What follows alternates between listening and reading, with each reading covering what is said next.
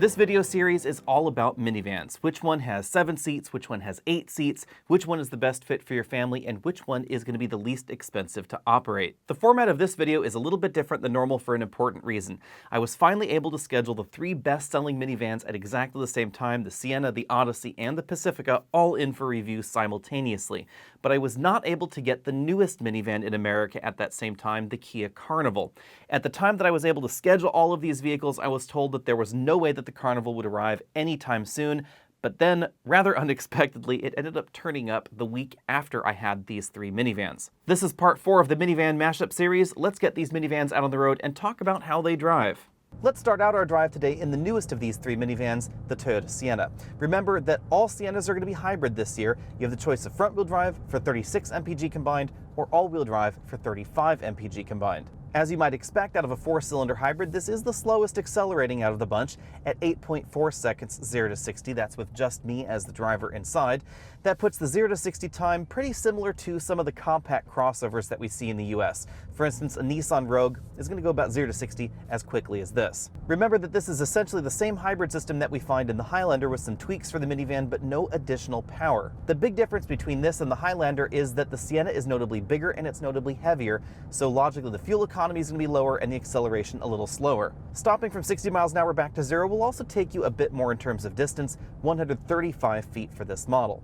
When you put your foot down, you'll certainly notice more of that engine noise coming from the 4-cylinder engine under the hood.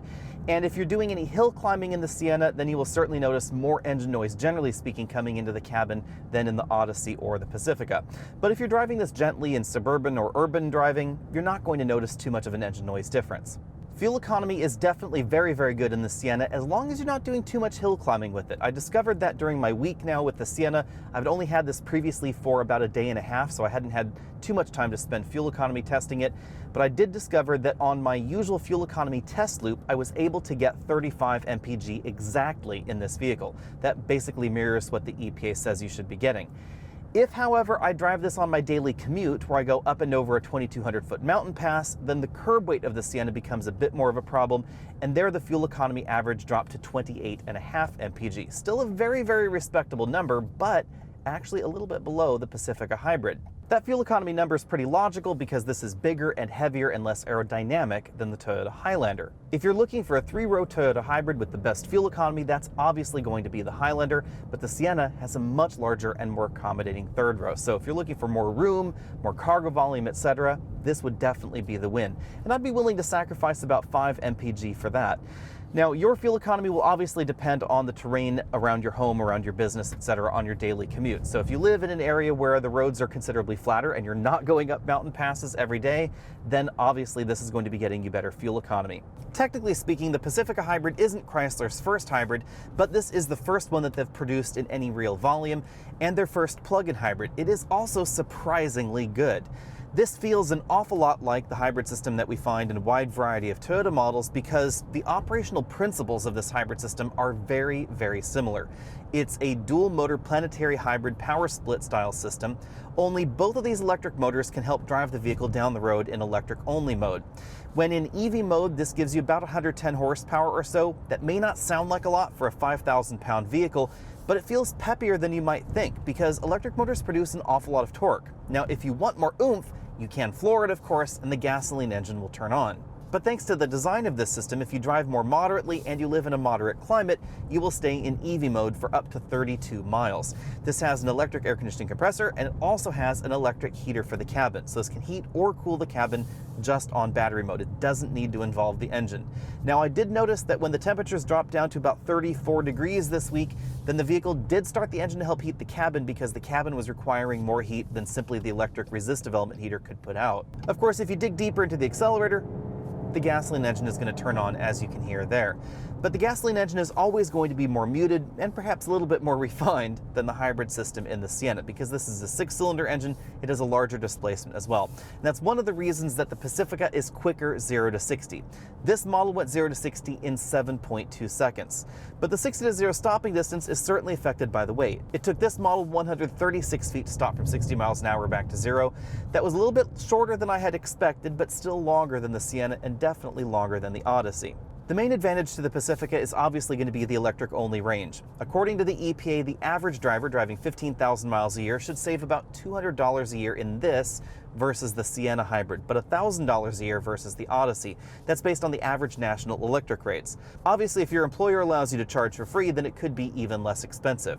On my daily commute, where I drive 28 miles each way up and over a 2,200-foot mountain pass, this vehicle would occasionally turn on the gasoline engine depending on traffic and exactly what I was commanding of it, but over a week of mixed driving, it only used about a gallon of gasoline. So based on my calculations, that means I should be able to fill this up maybe about every 4,200 miles or so. So it would use very little gasoline if that's something that you're interested in. Just for comparison, I made sure to do that drive route in this vehicle without charging it, just to compare against the Toyota Sienna. And here's how it played out. This ended up at 31 mpg, which was pretty surprising, not charging the battery at all. That actually made it a little bit higher than the Sienna. Here's what's going on. This has a much bigger battery pack, and if I put this vehicle into its max regen mode, L mode right here on the drive mode selector, it will regen more power into the battery. You can really feel the difference when it's in L mode. And because this has blended braking very much like the Sienna, if I put my foot on the brake pedal, it's going to regen up to the max rate that the battery can accept before engaging the friction brakes. And this really has a strong regen ability. You can actually put just about as much power into the battery, about 75 to 80 kilowatts, as you can in a Tesla Model 3. That meant that going downhill, this was able to recapture more energy because the Sienna's battery got full before I was completely down the hill. It actually filled up maybe about a quarter of the way down the hill. So this was able to fill all the way up, all the way down the hill and give me 3 miles of EV driving range on either side of the mountain pass. And that meant that on either side of the mountain pass, I had about 3 miles of EV driving range due to the regeneration going downhill. That's what gave this better fuel economy. Now, if instead I was just driving this on my usual fuel economy test loop, then this fell about 5 miles per gallon below the Sienna. When it comes to handling, the Odyssey is the winner among these three vehicles. I give it the slight win over the Sienna. The new Sienna is definitely a lot more engaging than the previous generation model, and the Pacifica is good if you get the gasoline model. If you get the hybrid model, it is going to be a little bit of a distance from those other two options because this one weighs over 5,000 pounds. That is significantly heavier than the Odyssey. Depending on exactly what you have going on in the vehicle, you could logically put 4 or 5 people in the Odyssey and it would still be lighter than this plug-in hybrid Pacifica empty. Admittedly, I'm not entirely convinced that people buy minivans because of their driving dynamics, but if that's something that you're interested in, the Odyssey excels. Where the Pacifica excels is the ride, especially in this hybrid model. It has a really great highway ride, probably thanks to the springs, the suspension system, everything that was redesigned to accommodate that curb weight. Again, over 5,000 pounds. And generally speaking, heavier vehicles tend to ride better. This is definitely following that general rule. One odd thing worth noting in the Pacifica Hybrid is that I have absolutely zero control over this hybrid system. So unlike modern Toyotas or pretty much every other hybrid and plug-in hybrid out there, there's no EV mode drive button. There isn't even a sport mode in here. There's no way to tell the vehicle I want to be in electric only operation or gasoline only operation or let the car decide for me. It's just going to decide for me. Chrysler said they wanted to make this as simple as possible and less confusing than some of the other vehicles out there, and that's why you'll notice that it actually doesn't say plug-in hybrid anywhere. Chrysler's just calling this the Pacifica e-hybrid, whatever that means. The Odyssey is the most dynamic of this trio. It's also going to go the fastest 0 to 60. In the model that I'm driving today, that happened in 7 seconds even. It also stopped the shortest at 130 feet, but there wasn't as much of a difference between this and the really quite heavy Chrysler Pacifica. That did surprise me a little bit. I'd expected a shorter distance in the Odyssey. The other thing that you should know is that we don't get as much power out of this 3.5-liter V6 when it's in the Odyssey as we do in other Honda and Acura vehicles when it's under their hoods. I've always been a little bit surprised by that. I'm not entirely clear why Honda thinks that minivan shoppers don't want the extra oomph, because that really would help liven up the Odyssey. We also, of course, don't find the all-wheel drive system that we find in the rest of the vehicles that are somewhat related to the Odyssey, the Ridgeline, and the Pilot. But that said, if we're talking about driving enjoyment, the Odyssey definitely excels here. The one thing I'm not the biggest fan of in the Odyssey is the steering. It is a little bit lifeless. Now, all these vehicles have electric power steering, and none of them are going to feel like a Miata out on the road, but I do prefer the steering tune that we feel in the Sienna, just a little bit over the Odyssey. But the rest of the driving dynamics are definitely a little bit better here in the Honda. So in this lineup, the handling win goes to the Odyssey, the ride win goes to the Pacifica, and interestingly enough, the cabin noise score goes to the Pacifica as well. I measured 72 decibels in this cabin at 50 miles an hour.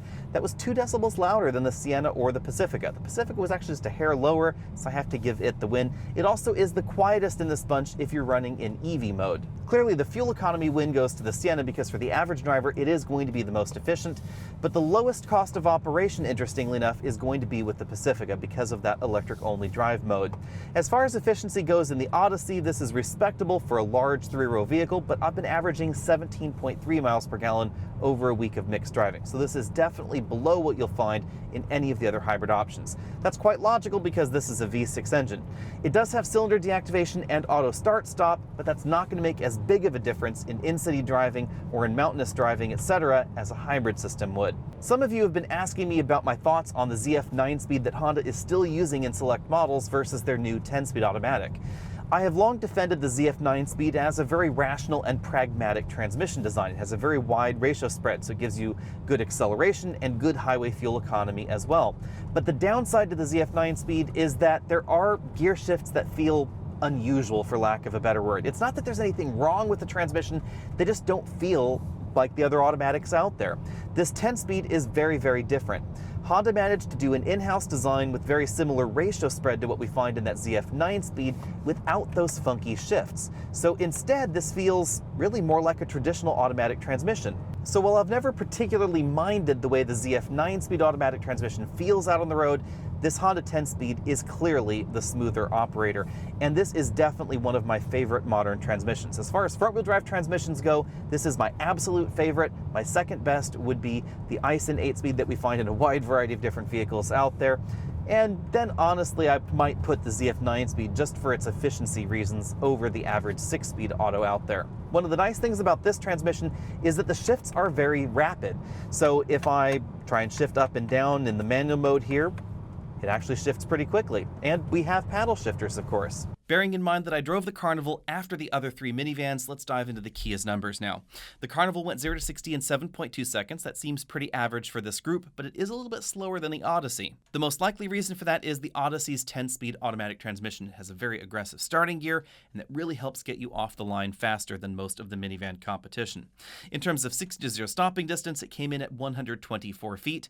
Pretty average for this segment as well. To be perfectly honest, the Odyssey, the Sienna, the Pacifica, as long as we're not talking about the hybrid model, the Voyager, and the Carnival are all very, very similarly sized. They have just about the same size tires, about the same kind of curb weight, relatively similar amounts of power, and, except for the Odyssey, very similar transmissions under the hood as well, either 8 or 9 speeds. And even if we include the Odyssey with its 10-speed automatic transmission, the performance is very, very similar to the rest of the competition. Cabin noise in the Carnival came in at 70 decibels, which was shockingly identical to the Pacifica, the Sienna, and very, very similar to what we see in the Odyssey as well. Despite Kia's advertising the Carnival as the un-crossover or un-SUV, it really drives like a minivan, and that's not necessarily a dig on the Carnival. Honestly, as far as driving nature goes, I would rather have a minivan than some of the larger 3-row crossovers in the US. They're a little bit closer to the ground, they feel a little bit more car-like, and the average crossover out there is trying to be some sort of thing between a car and an SUV, hence the name crossover, and as a result, they're going to have a little bit more body roll, a little bit more tip and dive, they have a higher center of gravity, and because some manufacturers want their crossovers or SUVs to feel sportier, they can have that and sometimes also a slightly firmer suspension that's not going to soak up some of those small imperfections out in the road quite as easily. So Carnival versus Telluride, it will depend a little bit on the surface that you're driving on, but I would say for the average daily commute, I would probably take the Carnival. Thanks for checking out this video. Be sure and hit that subscribe button at the bottom of your screen so you can be updated on all of my latest videos. Also be sure and check out the other videos in this minivan series where I take a deep, deep dive into the 4 best-selling minivans in North America. If you haven't already done so, find me over at facebook.com/AlexNautos. There's a merch store at aoamerch.com where you can find some of the items that are on the wall right behind me, and I'll see all of you next week.